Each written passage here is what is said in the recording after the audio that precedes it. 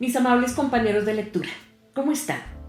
Les cuento que tengo una sorpresa bien bonita para ustedes. Son historias muy cortas, pero que les van a agradar mucho.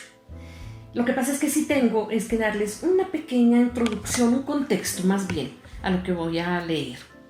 Resulta que hace un tiempito se me ocurrió que quería escribir un libro que no fuera académico.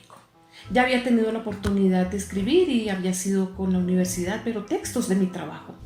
Esta vez quería escribir algo que no tuviera nada que ver con eso.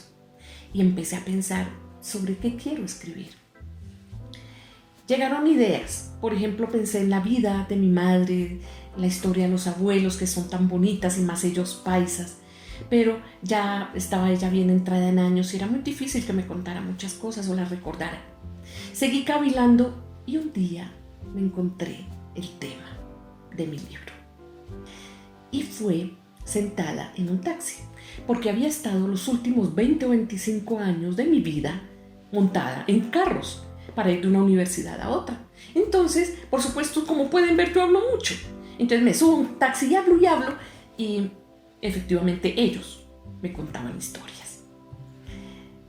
Llegué a mi casa corriendo y empecé a estructurar lo que sería el libro. No lo he terminado, lo empecé hace como 3 años y no lo he terminado. De hecho, lo he dejado varias veces de lado y ahora quiero compartir con ustedes algunas de esas historias que ellos me contaron. El libro se titula por ahora 20 años de pasajero, voces, tramas y silencios de los caballeros conductores de carros amarillos. Vamos a leer.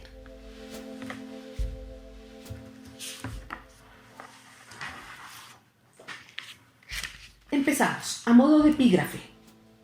Aunque en muchos de sus aspectos este mundo visible parece formado en amor, las esferas invisibles se formaron en terror. Herman Melville. Primera historia, negocio a la vista. 2 hermanos, Carlos y Eduardo, muy emocionados se reúnen con su viuda madre para hablar del futuro.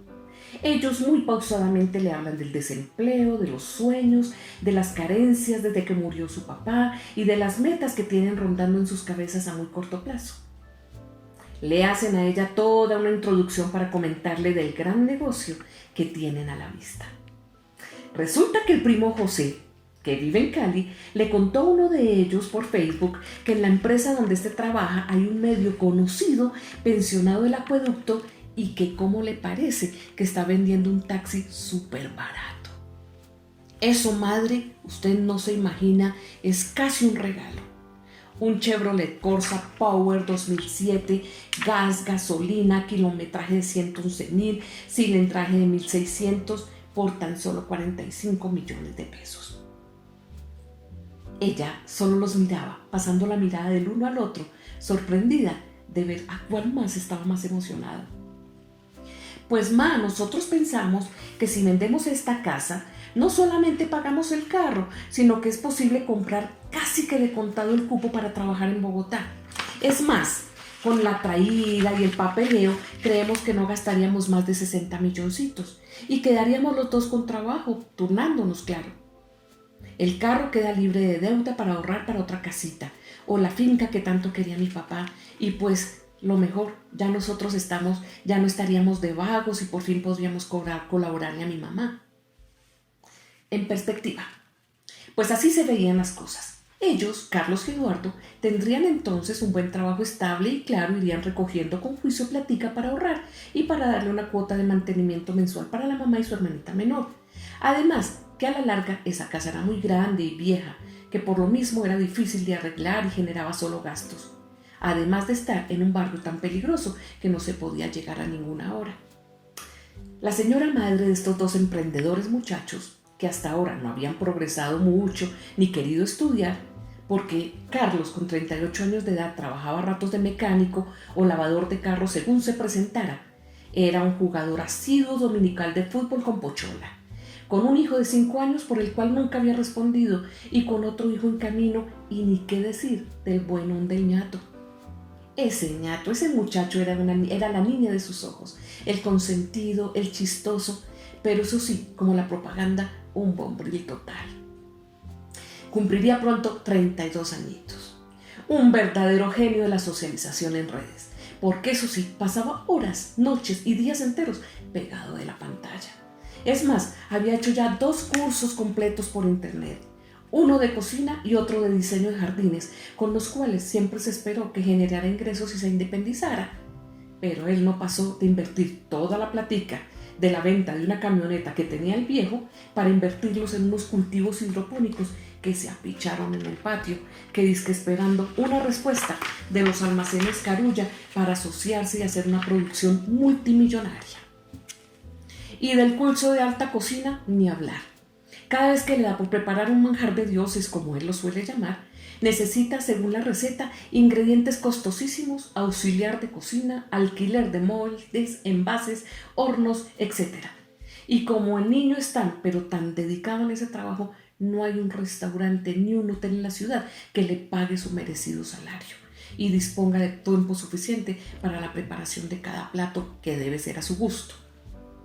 En fin, pues claro que fue una dura decisión para la viuda, pero luego de 8 días de pensarlo, finalmente la señora puso en venta la casa.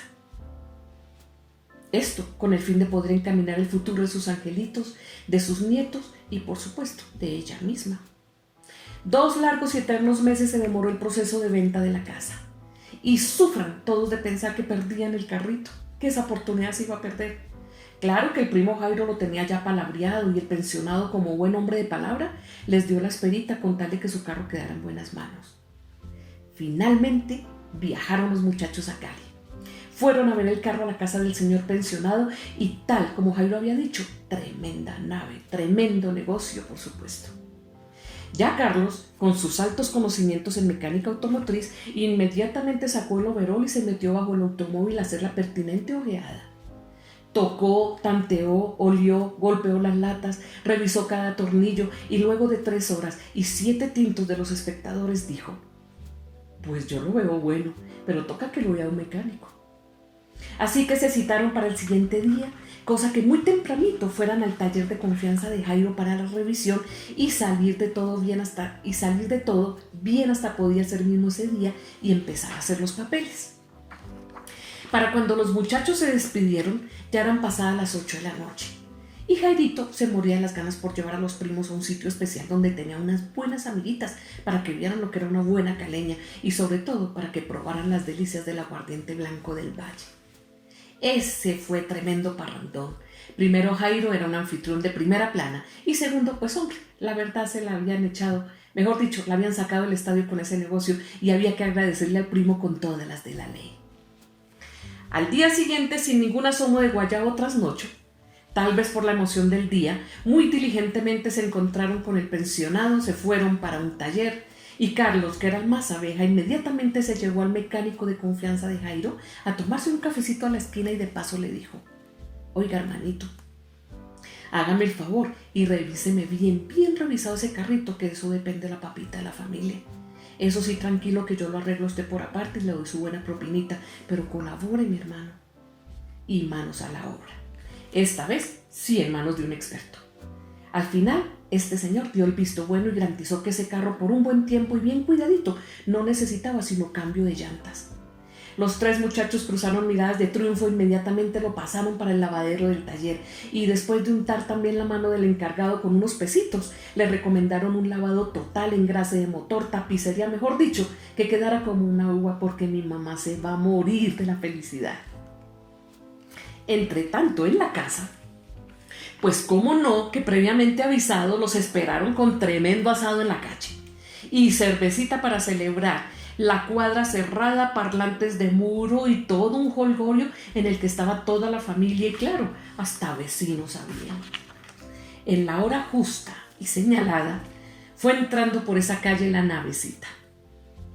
Por supuesto, mamá lloró y lloró toda la tarde. Lloró de emoción, lloró de la felicidad, lloró por el padre muerto y por todo lo que recordó que tenía que llorar. Sin duda, cada invitado estuvo de acuerdo en que había sido una muy buena inversión. Ya pasada la medianoche, todos agotados y medio prendiditos, entraron las sillas que estaban en la calle de la celebración, alzaron todos los regueros, apagaron el fuego, entraron con el mayor cuidado, el amarillo al garaje y tuvieron una última conversación sobre cómo empezar a conseguir y a tramitar en los siguientes días el cupo, cosa que a más tardar en 4 o 5 días ya pudieran empezar a trabajar. Eduardo, como era costumbre, se sentó un rato al computador para saludar a las nenas que tenía abandonadas por su ausencia en los negocios. Poco a poco la casa fue cayendo en silencio total, y cuando ya se apagaron todas las luces y la casa entró en silencio, se escuchó un tremendo totazo en la parte baja de la casa. Y claro, de una vez el último en dormir quedó sentado. Se paró lentamente y en forma sigilosa fue saliendo de la habitación. En el corredor vio que al borde de la escalera estaba Carlos susurrando: «Mano, ¿usted escuchó eso?» «Claro, bobo, sonó muy duro. ¿Será que se metieron los ladrones?» «Yo le dije a mi mamá que no hiciera tanto visaje con ese carro. ¿Y ahora?» «Pues toca que baje y yo lo sigo». «Ay, siempre yo. Pero no hay que toca bajar». Los dos muchachos fueron descendiendo lentamente y por donde iban avanzando iban perdiendo luces. Nada en el comedor. En la sala de estar, solamente el gato en el sofá mirándolos con unos ojitos entredormidos. Nada en la cocina, nada en el corredor, nada en el bañito de las visitas. Pues sí, parece que el golpe había salido del garaje, pues era el único lugar que quedaba por revisar. Entran al sitio donde había dejado su carro nuevo apenas unas poquitas horas antes y encienden la luz. Y casi que al mismo tiempo las mandíbulas de los dos hermanos se desencajaron. ¿Cómo era posible? Sobre el taxi había una nube negra, una nube de moscas muy negras, una nube de moscas negras y gigantes, de esas de cementerio. Cientos o tal vez miles de moscas estaban sobre ese carro. Los muchachos salieron corriendo despavoridos, entraron en la habitación de la mamá completamente ahogados y ella los vio como un par de muertos lívidos y ojisaltados y apenas si podía Carlos señalar agitadamente con el dedo hacia afuera.